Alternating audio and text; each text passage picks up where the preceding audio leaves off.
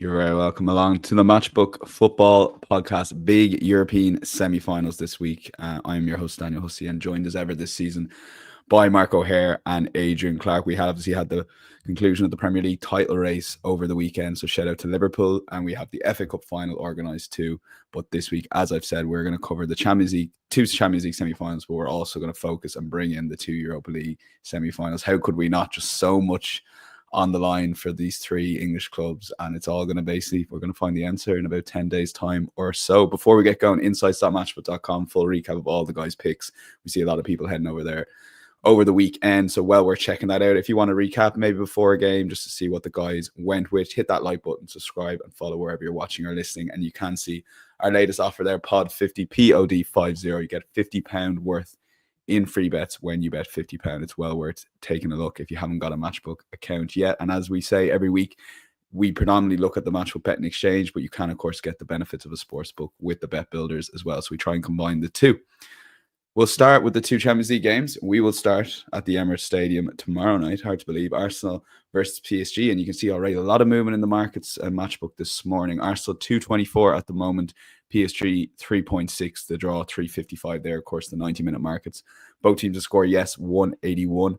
The Asian handicap line will see PSG get a quarter goal head start. You can, of course, check out our YouTube channel to see how you bet on Asian handicaps. And the goal line is 2.5. Unders 196. Adrian, we have to start with you.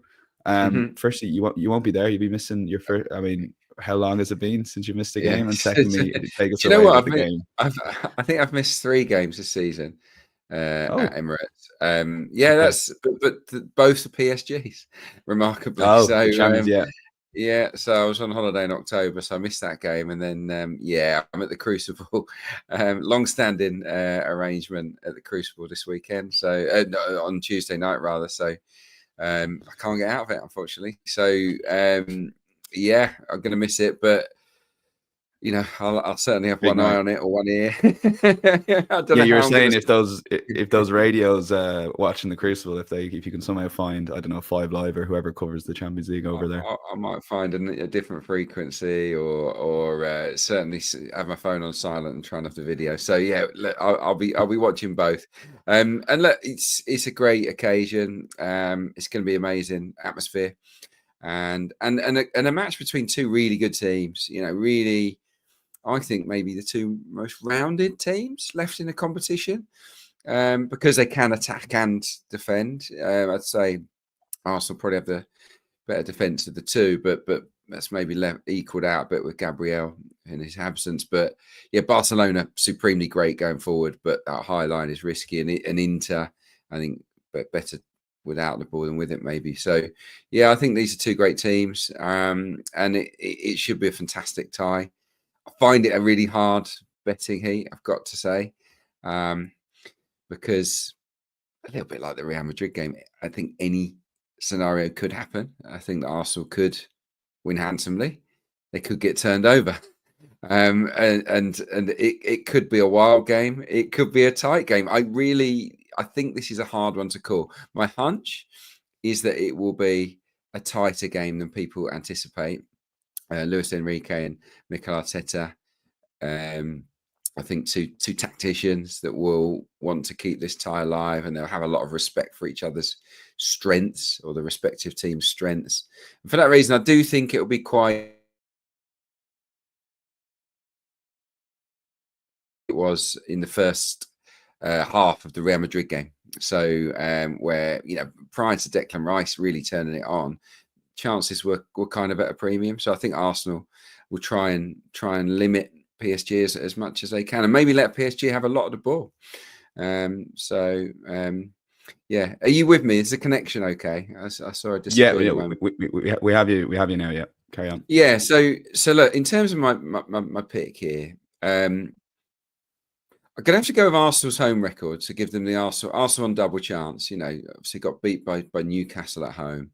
But, other than that, been very, very strong at home all season long.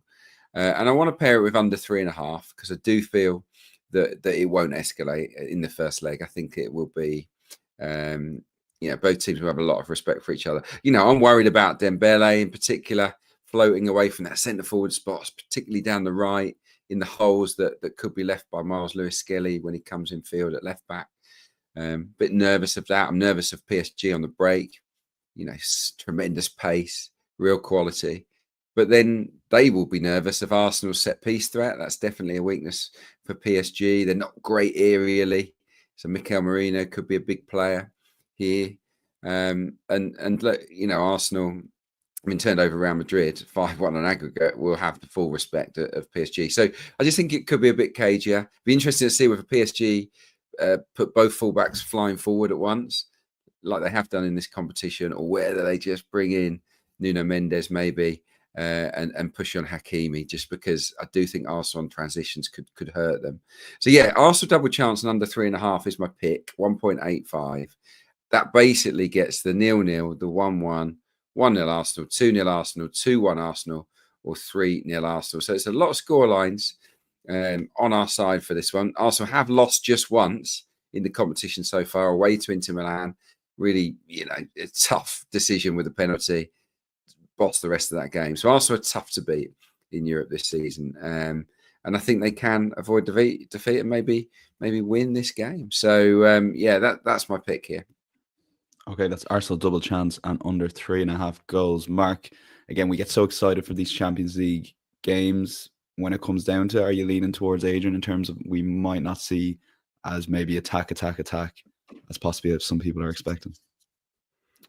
Yeah, very much on similar lines in that sense. You kind of go back to the first leg against Real Madrid, and I think Adrian sort of painted it pretty much as accurately as I would. Really, it didn't feel like a 3-0 game, especially not in that first half. And obviously, the 2 free kicks changed the course of the game. But Arsenal did take control of the match in the second half. But certainly, there was a few nervous openings in the first half hour or so. And but I thought they showed real maturity in that second leg in Madrid, which was massively commendable, really.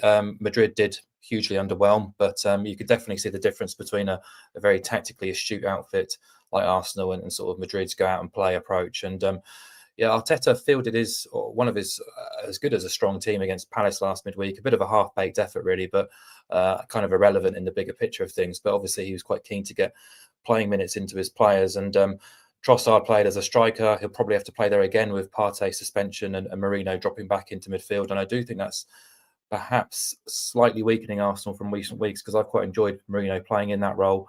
But obviously, we know what Arsenal are capable of here. And Villa showed it against PSG as well in the second leg, that they can be put under pressure when they're playing away from Paris. And I think Arteta and Arsenal will know you kind of want to go to Paris with a first leg lead if you can, if not, certainly not a deficit. So I do expect Arsenal to be a bit front foot and high energy from the off. Set pieces could be key, as Adrian says. PSG have conceded 38% of their overall goal tally from set pieces this season, including on Friday night against Nice when they lost their unbeaten domestic record. They fielded a very strong side actually in that match. Didn't deserve to lose the game, in fairness, dominated it by all accounts, but there definitely is a weakness there. And if we're looking for more weaknesses, then Dembele's form at centre forward has faltered a little bit in recent weeks. He's without a goal in 5 games. Donnarumma still doesn't convince me outside of his shot stopping.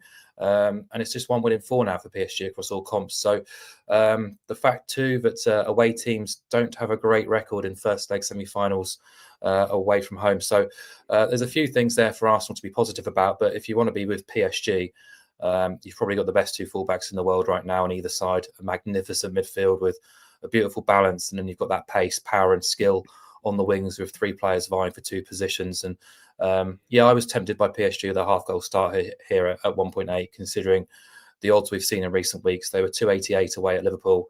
I know they were a goal behind on the tie in that second leg, but even still, Liverpool have just been installed as Premier League favourites for next season. So that shows the respect that PSG have. They're also 215 to win away at Villa, despite leading going into that second leg. Arsenal went off 209 against Real Madrid, of course, when they got a lot of interest in the last 24 hours. So I've just decided I'm happy as leaving both sides here, because Adrian's right. We can picture any scenario here, either team winning, either kind of game kind of evolving. But I do prefer to sort of play against goals, considering the magnitude of the match. These kind of fixtures do tend to be relatively low scoring. I looked at the last 10 years of Champions League semi-finals, and 17 of 20 matches in the first leg have gone under 3.5 goals, which I'm also happy to back here. It's landed in 9 of Arsenal's 12 in this competition. Arsenal not really renowned for sort of seeing games escalate into really sort of high-scoring shootouts, and PSG also gone under 3.5 in 9 of 14 Champions League games. Now, both Villa legs did go over, but the first leg only with that goal very, very deep into stoppage time. So, and I'm going to package it alongside under cards, under 4.5 cards, getting a 1.88 shot on the 2. Slavko Vincic is the referee here. He's gone under 4.5 in 7 of 9 Champions League matches this season, including doing this match at the Emirates earlier this season. PSG too are not involved in heavy card counts at all. 12 of their 14 Champions League games have gone under 4.5, 11 of those under 3.5. Whereas for Arsenal, it's 10 from 12 for under 3.5. And if you look at the quarterfinal ties and the card numbers that came out of those, 1-1, 5-3, 4-5, 2-2. So 6 of 8 went under 4.5, 5 of 8 went under 3.5.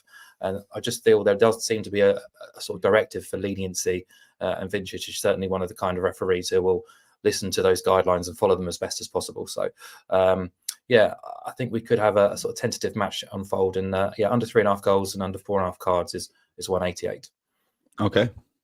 That is Mark's selection there. Sorry, I couldn't help myself looking at those Premier League prices for next season. We're checking out some prize, and Newcastle short enough, Mark. They're 13.0, but yeah, I guess four favourites, and Everton surprised me actually. They're up around mid-table, which obviously moving to the stadium could disrupt that home form and stuff. But yeah, who's favourites? Sorry, Liverpool Favs, City second. Liverpool, Favs, City, Arsenal, Newcastle, Fulham bigger price, and Palace a bigger price than Everton. Yeah, fascinating. Sorry, I digress. We will lock in. Telling you now. There you go. Be a big 3.5. Wait for those matchbook exchange prices to hit the summer and take advantage. We will get our heart broken again, Adrian. Of course, the £10 money back bet builder is on Arsenal versus PSG. Again, I actually agree with the guys. It's a tough game to call, but we're locking in Arsenal double chance under 3.5 goals and under 4.5 cards. It comes out at 2.4. Check out insights.matchbook.com to avail of that. That is for existing customers as well as new customers. You get your £10 money back as a free bet if that bet loses in your account the following morning. We'll go to second game here. Barcelona versus Inter. Again, another fascinating game. Current prices on matchup. Barcelona 168 favs. Inter 5.6. The draw 4.4. Both teams to score 168. The Asian handicap line will see Inter get a 1-goal head start at 188, and the total for this one stands at 2.5. So, Adrian, we'll throw this one back to you. I mean, it's hard not to be impressed with Barcelona, and at the same time, it's hard not to be impressed by Inter for two different reasons. But these are two very good sides. Oh, of course they are. Yeah, really good, high pedigree teams with good managers.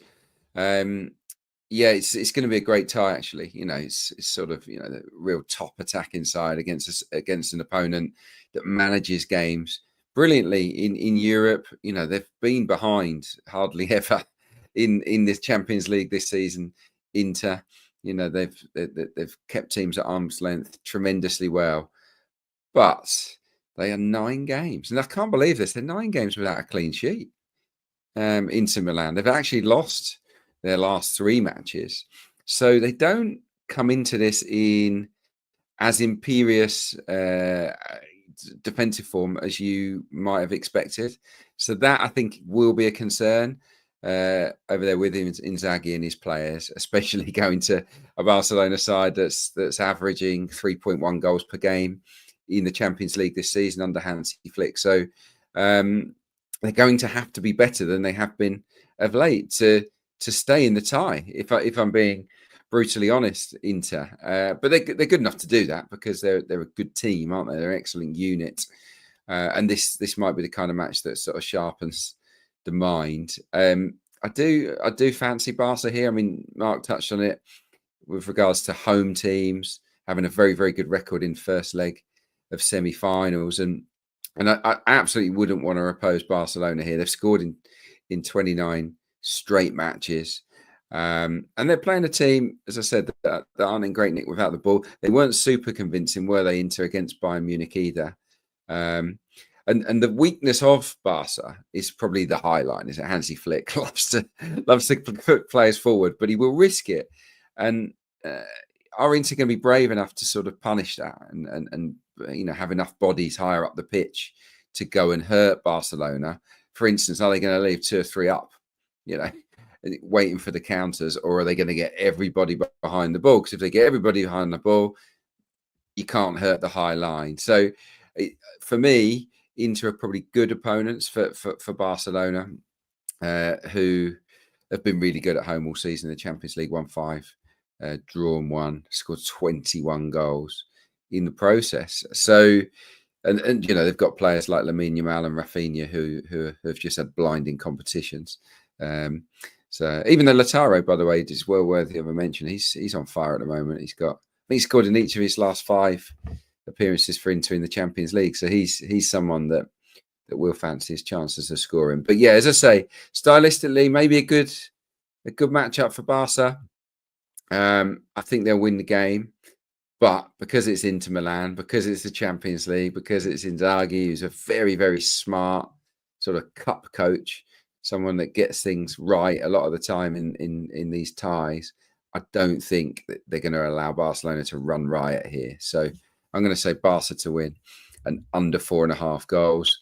Not very few Inter Milan games break that particular barrier, and I don't see that happening here, even with Rafinha, Yamal, Lewandowski and co.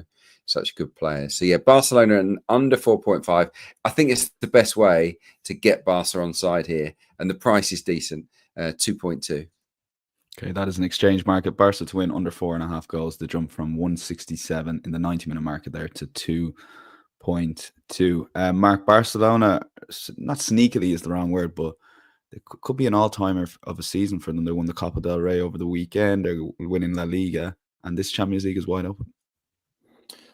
Yeah, I have to be honest. I was surprised how short they were to win this game, and I begrudgingly put them up here as my best bet from the game, which is the same selection as Adrian. Actually, we didn't confer at all, but I very much was very close to having Inter +1 as my headline selection here at 188.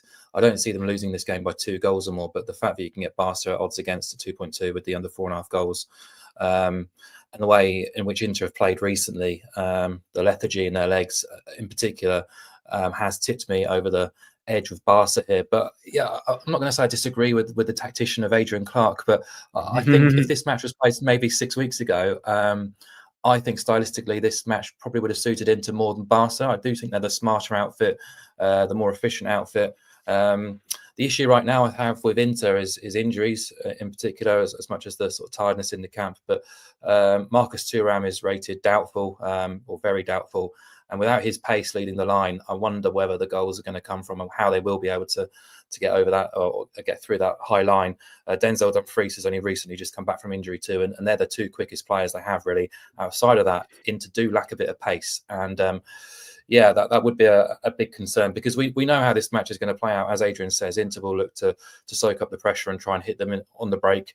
I think this match will map out similarly to how it did against Bayern, where Inter, had to show all their resilience, really. They stood up pretty firm and showed their X factor in Munich when Lautaro scored that unbelievable goal, and then made their opportunities count in the second leg, where bar sort of 15-20 minute spell after half time where they had Bayern on the ropes. They sort of were pretty restrained in their approach, on the back foot for the most part, and needed 2 goals from the set pieces really to get themselves through. But they do come into this game in pretty poor form, as Adrian referenced.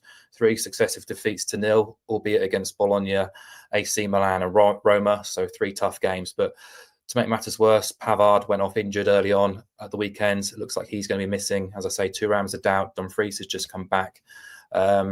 You basically need both of those to be available to give Barca the best game possible. And it just so happens that Federico Di Marco, who's had a cracking season on the left, he's lost form totally, really. He's been very ineffective going forward and looked very vulnerable defensively too. And he's going to be up against Lamine Yamal, which is a massive concern if you're an Inter supporter. So, they've just looked a little bit gassed in recent weeks. There's not been a huge reaction to going a goal behind in any of those matches against Bologna, Roma, or the derby last week in the Coppa Italia. So it just put me off them a little bit. I just don't see them losing this game by 2 goals or more. So I did think Inter +1 was a reasonable angle of attack here.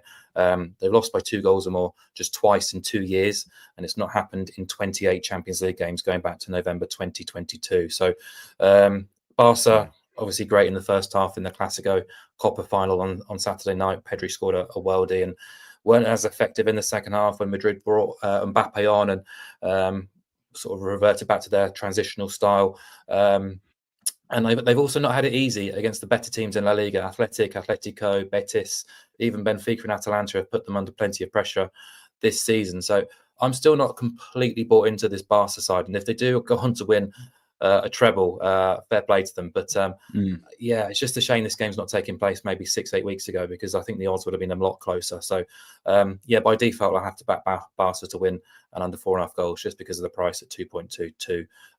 But yeah, I'm not knocking into just yet. I still think they can be competitive in this tie.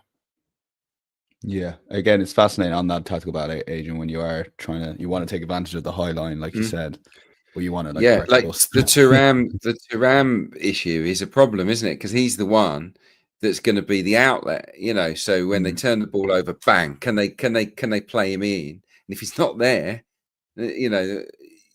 who else is there to really test that high line with pace in behind? That's it's part of my thinking, really. And also that restraint that we talked about, or Mark talked about there from Inter, it does mean that they want their players to get back. Now, to punish a high line, you need at least one quickie up front. You maybe need two or two wide ones to cheat a little bit. And I just don't know whether they're going to be brave enough to do that, Inter. So that's where I'm coming from. But yeah, it's another a tough one. It is, and I do agree with Mark as on the price. Barca are a little bit short here, but ultimately I do think that they'll win the game. Look, we might have found the value play there, 167 for the Barca win, but combine it with under 4.5 goals on Matchbook, you are getting 2.2 odds against. Right, we're finally here now. The big one for United fans, finally covering them on the Champions League podcast this season. Here we go. Bilbao versus Manchester United, Europa League semi-final. Bilbao are 2-0-4 favourites to Manchester United, who are 4.2. The draw is 3.55. Both teams to score, yes, in and around the 1.9 at the moment. The Asian handicap line will see effectively United double chance at 1.94, and the total for this game currently 2.5. So yeah, Mark, where do you start with Manchester United? Their Premier League form versus their Europa League form, albeit they were better yesterday. The Europa League form, Leon had them bet, even though United had the game won. There's a lot going into potentially trying to price this matchup. So where do you start? Yeah, it's difficult, and I got them all wrong on the weekend preview podcast. I presumed Ruben Amorim was going to make sweeping changes, as he kind of promised he would, prioritising this match against Athletic. What I didn't see, or I was blindsided by, was the fact that he used Bournemouth as pretty much a dress rehearsal for a trip to Athletic, because the style and approach is actually very similar.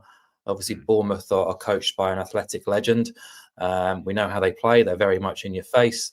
And Athletic do follow a very similar formula, actually, particularly at San Mamés. They win the ball back more often and higher up the pitch than anyone else in La Liga. They play with real intent, real purpose, both in and out of possession. So, yeah, United went quite strong with their team selection, or as strong as they possibly could be on Sunday. And, yeah, I don't think they were fantastic by any stretch. And I think the red card handed them that initiative in the second half. And they racked up the shots, but they didn't look completely convincing either. But they'll be buoyed by that late goal. It's just that lack of cutting edge, really, so apparent yet again. Only Leicester and Everton have failed to score more often in the Premier League this season than Manchester United. And I think that could be an issue going to San Mamés, where Athletic are super strong. They do deserve to be even money or slight odds against favourites here. They've gone 6 from 6 hosting Europa League football this season, scoring 14 goals, conceding just twice, 4 clean sheets. But they've also beaten Real Madrid here in La Liga, and their only home loss in the league or Europa League was a very narrow 1-0 defeat to Atletico. That's actually their only league or Europa League defeat in Bilbao since August 2023. So they are difficult to beat at home. However, their top goal scorer, O'Haire and Adrian, has been ruled out for this. For a team who don't score gluts of goals, that could be a difference maker. They still have the Williams brothers available, but the central striker is quite a key cog in that system. So they've scored 8 goals in 9 games against La Liga's top 6, and they've scored 1 or 0 goals in 5 of 8 when hosting top half teams. Yet it's 6 clean sheets in 8 coming into this game across all comps. So, yeah, I've preferred to sort of focus on them rather than United, because they are just such a difficult animal to second guess at the best of times at the minute. So, yeah, I think I want to basically focus on opposing goals in this match. We talked about being the first leg of a key knockout tie. Athletic obviously have the final at San Mamés to look forward to if they can get over United, but will also attract huge pressure. And for all the negativity and criticism we've sent United's way this season, they do have some big individuals who possibly could stand up for the big occasion. So ultimately, no, they aren't fluent enough. They aren't efficient enough in the final third for me to back them with confidence. So Atletico strong defensively, lacking a finisher at the minute. First leg, knockout tie, semi-final. I thought I'd combine under 2.5 goals, which is short enough at 175, I think it was, with Atleti double chance. It just gives you the 0-0, the 1-1, the 1-0, and the 2-0 onside, which I think are all reasonable plays for this potential game. So, that comes in at 2.2. Okay, we'll lock that in as Mark's selection. Yeah, Adrian, I mean, it's a big game. And look, Arsenal been in the trenches in these games before, so I have huge respect for what Manchester United fans are going through. But it sets up Amarin's season so well next year if he can somehow deliver Champions League football. Yeah, and it is a big if, though. It is a big if. I mean, I would fancy the winner of this semi-final to maybe go on and lift the trophy. Certainly, Athletic Bilbao. I think if they can get past Man United, at home in the final against Tottenham or Bodo Glimt, I think they win. So this is a huge game for them as a club, and I think they'll bring it. They're going to bring an amazing atmosphere. And yeah, look, Manchester United have got some experienced players now. Obviously Bruno's been excellent this season, but it's not the most together group you've ever seen, is it? It's very much a work in progress for Manchester United, and I just think under that sort of examination, they might falter in the game. Look, but they have been good in Europe. They've been better, haven't they? In Europe, they've scored in all of their away games in the Europa League this season, unbeaten actually on the road. But 4 of those games have been draws. The only wins were at Pilsen and Bucharest, where they were overwhelming favourites. Whenever they've gone somewhere decent, they haven't actually won the game. I don't think they'll win this one, but that's kind of not where I'm going. I'm going down a similar route to Mark. I certainly want to oppose goals here. I think under 3.5 feels absolutely right here. But I've got a bit of an unusual bet builder for you. So I want Athletic to score. So that's over 0.5 goals. Just want them to get a goal. They have scored in 8 of their last 9 at home in all competitions. And I think with Dalot out and whatnot, and Onana certainly not in brilliant form this season, I do think that they can carve open United at times, create chances against them, and score. So just them to score. Man United to get under 2 goals, so under 1.5. That's happened in 7 of the last 12 away games for Manchester United in all competitions. They have scored a few goals on the road in Europe, in fairness to them, but this fixture feels a bit of a stretch. I think that they are very, very good defensively, Athletic Bilbao. Won all 6, of course, at home in the competition this season. 4 of those were clean sheet wins as well. So I see a max of 1 Manchester United goal. So if you Athletic to score, Man United to get a max of 1, and under 3.5 goals overall, you get only just shy of even money, which for me is quite appealing. You get 1-0, 2-0, 1-0, and 2-1. They are the 4 shortest priced match results, and you also get the 3-0 as well. So, I just envisage one of those scorelines coming in, which is why I'm tipping it. Okay, that's definitely a bet for insights.matchbook.com if you want a recap of that one. Go on, Mark. I just wanted to, what I forgot to say is we have kicked United a lot, and quite deservedly so, throughout the season. Well, for the last since we've been doing the podcast, Mark, for years. Yeah, and fully deserved so. But Ruben Amorim, he's got a lot of grief as well. But it is worth pointing out that under his tutorship, they've gone to Arsenal in the FA Cup and got a result. They've gone to Anfield and got a result. They've gone to the Etihad and got a result.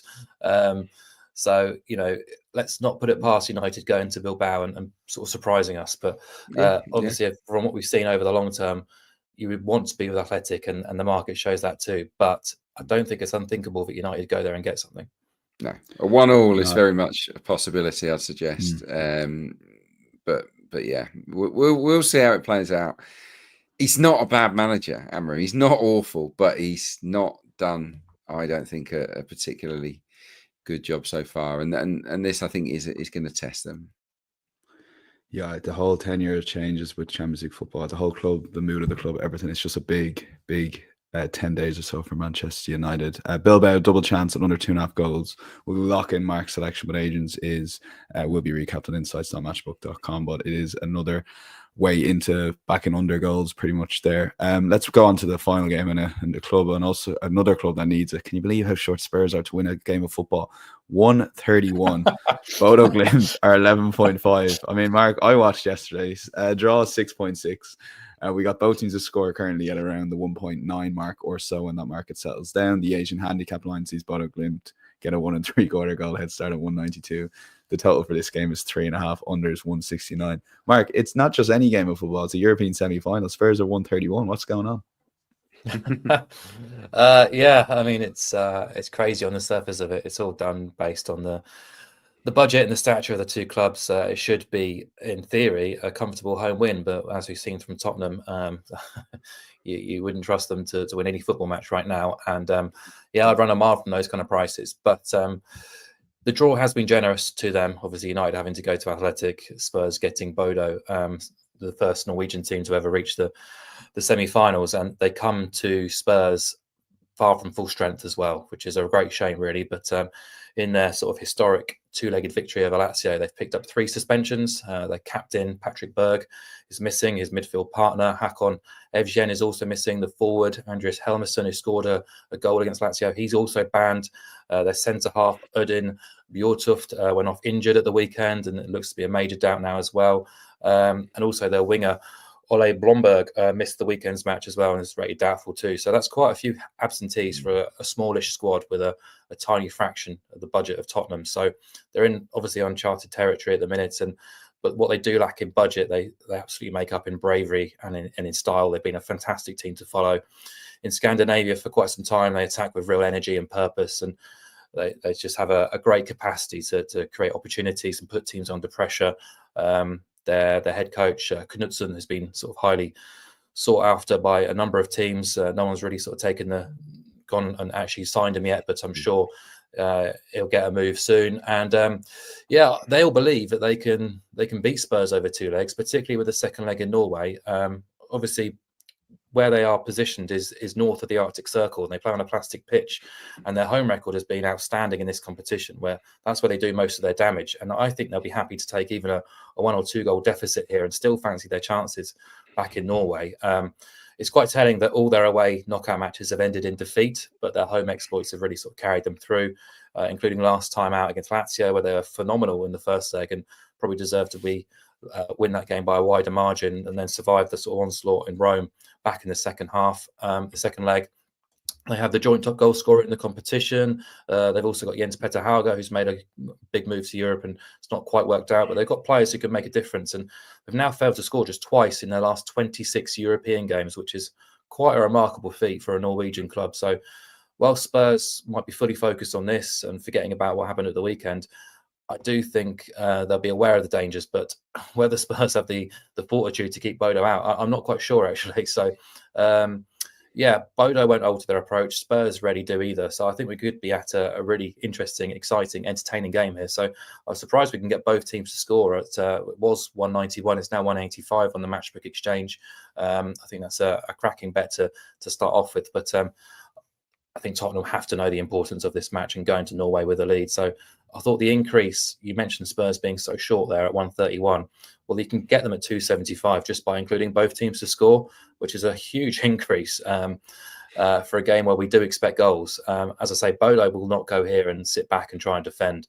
They are going to come here and try and rattle Tottenham. Spurs obviously have the attacking ability to score a few goals themselves against any opposition. So, yeah, I'm looking forward to this game, but I'll nominate the 275 here on Tottenham to win and both teams to score. Massive jump, really, isn't it? 131 to 275. If you do think ultimately the market will be proved correct. Yeah, Adrian, I know a Spurs fan going over to the game. If I told him they were 131, he'd laugh at me. He's absolutely bricking it. Yeah, and over the 2 legs, I think, yeah, they do face potential humiliation. They really shouldn't get beaten by Bodo Glimt. You know, it shouldn't happen. But I don't know whether there's that much confidence among the Spurs support with this team at the moment. Obviously, you've got the two centre halves will surely come back in for this one, Romero and Van der Ven. So that will lift them. But yeah, I'm completely with Mark on everything he said. Really, I like both teams to score here. Got to admit, Bodo Glimt have scored in their last 6 away games in Europa League, including twice at Old Trafford. I watched that game, and they were superb early on in it. In the end, they got turned over 3-2. But at times during the first half, they completely sliced Manchester United open. There was a good energy about them, real confidence. So yeah, in possession, they'll make things happen. Even though it is a shame that they've lost a lot of the key players. Kasper Høeg is the top scorer, isn't he, on 7 in the Europa League? So that they do have a goal getter at the top end of the pitch. So Bodo Glimt, both teams' scorers landed in all 6 of those away games that they've scored in the Europa League. It's also landed in Tottenham's last 5 home games in all competitions. Clean sheets have been hard to come by of late in North London. And I'm thinking about this game again from a style point of view. Spurs have scored the most counter-attack goals in the Europa League this season, 5. But, are they going to get that many opportunities to counter? They'll get some, because Bodo Glimt will take it to them at times. But really, I'm looking at it the other way, with Spurs sort of piling on the pressure. And Bodo Glimt have scored 4 counter-attack goals, so only 1 less.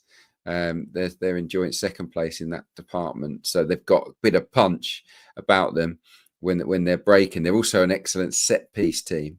They've scored the joint most goals from corners and free kicks this season in the Europa League, Bodo Glimt. And as we know, that is not one of Tottenham's strengths, defending corners and wide free kicks. So, yeah, I'll give them a chance to score in here.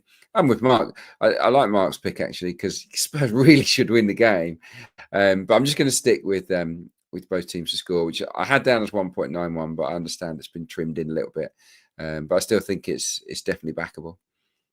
Okay, well, we'll put that in. I think it'll end up being around that 1.91 mark, both teams to score. But we'll lock that in as the official play. But you can, of course, combine Spurs to win at 7-4 on Matchbook 2.75. Long shots time, Mark. So again, you're expecting cautious enough goals, cautious enough on the cards. If you want to combine them, how do you go about maybe getting yourself a decent price?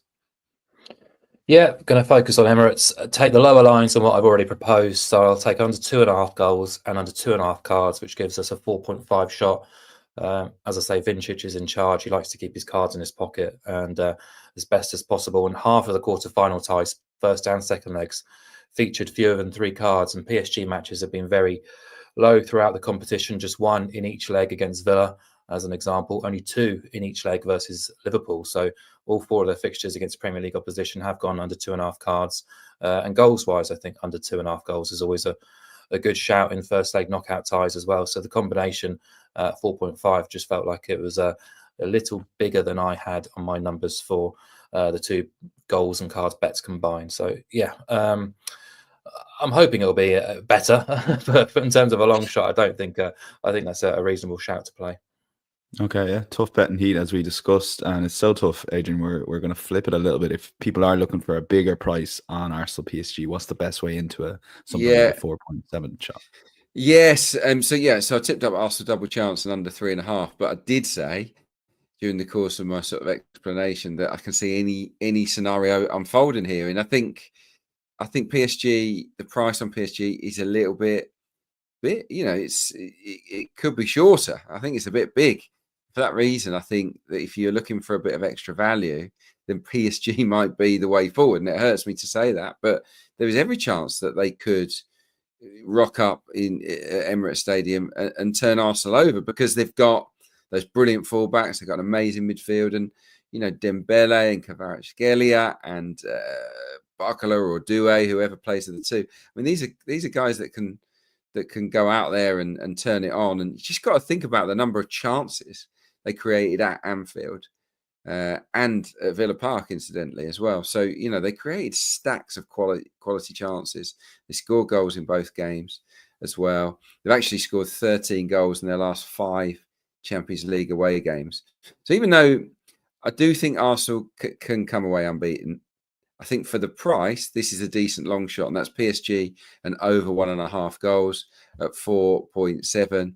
As I said, they could easily go and score twice here and maybe win the game 2-1 because of the quality that they've got in attacking departments. And I know Dembele's not in great form, but Saliba had big problems against Isak, and Newcastle are the team that has beaten Arsenal at home this season. And Dembele, with his movement and his speed and the way that he drifts down the right side, I do think he could be a big player in this tie. He missed the 2-0 win for Arsenal against PSG in the league phase. So, I hope it doesn't come true. But PSG and over 1.5 isn't a bad price at all at 4.7. Okay, long shot there if you want a bigger price on the game. Interesting how that market will end up. As Mark said, there was a late move on Arsenal against Madrid. Whether the same happens, Arsenal surely can't get any shorter than the 2.2-ish. Best bets, Mark. Spurs versus Bodo Glimt, both teams to score. Yeah, Adrian's put it up, hasn't he?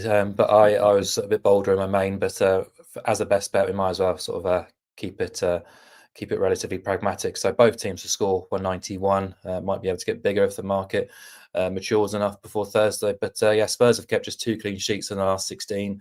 16 of the last 20 home games across all comps have seen both sides score.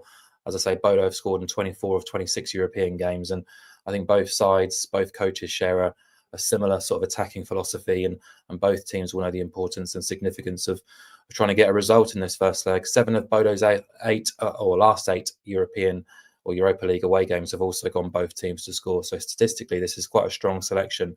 The market just doesn't rate Bodo at all, as it didn't against Lazio in the last round. And they showed what they're capable of in forward areas. So I think they can give Spurs a bit of a sting. Whether they're capable of getting a result or not, it probably looks unlikely in this first leg. But I think they can definitely get on the score sheet in a both teams to score game, not far off evens.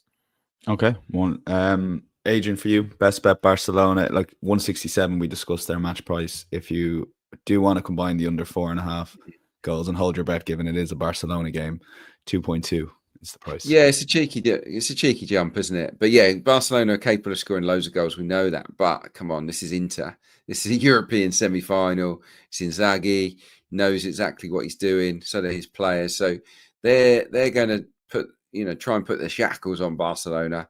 The question mark for me is, are they playing well enough? Mark's talked about the fatigue. I talked about the lack of clean sheets. That's 9 without a clean sheet for Inter. Comps have lost their last 3 games as well. I just feel that Barcelona are likely to dominate the game, and given Rafinha, Lewandowski, Yamal, and others, I think they'll have enough to score the goals they need to win this game. But do I see 5 goals or more? No chance. So Barcelona to win against a slightly off colour Inter, but under 4.5 goals, 2.2. Okay, that's the best bet on the card for Adrian. My thanks to Adrian and Mark on that. Yes, it's just hard to know what's going to happen in all those games we've covered, and I include the Spurs versus Bodo Glimt game in that. Let's see. Water on the bridge before they get through to the Europa League final. But big matches midweek. We'll be back to preview the weekend. A lot of stuff still up for grabs in the Premier League, mainly the race of Europe, which we'll try to focus on, but we'll also look ahead to the EFL and European action. Plenty still on the line across all the leagues in Europe. We will chat to you later in the week. Enjoy midweek football. Bye-bye.